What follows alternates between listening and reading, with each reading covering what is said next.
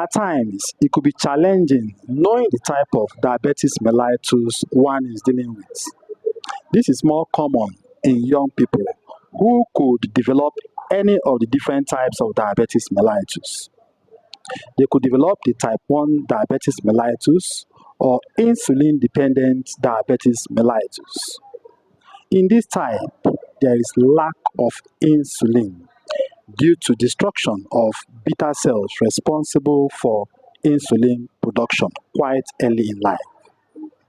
They could also develop the type 2 diabetes mellitus, or what is known as the non-insulin dependent diabetes mellitus.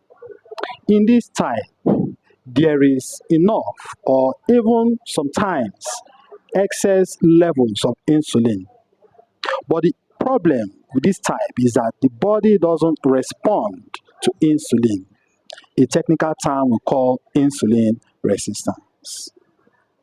They can also develop another type called the type 1.5 diabetes mellitus, or what we call late autoimmune diabetes in adults.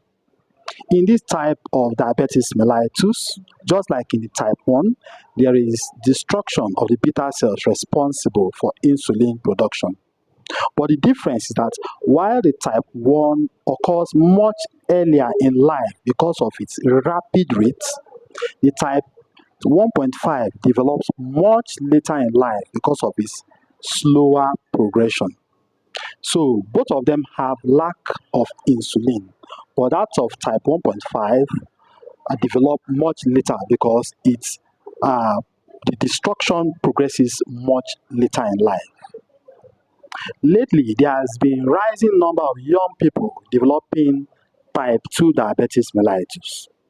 Type 2 diabetes mellitus is typically a diabetes mellitus seen in the elderly, usually elderly obese patients.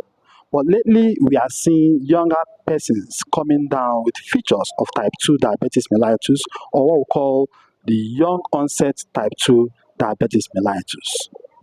So, from the foregoing, we see that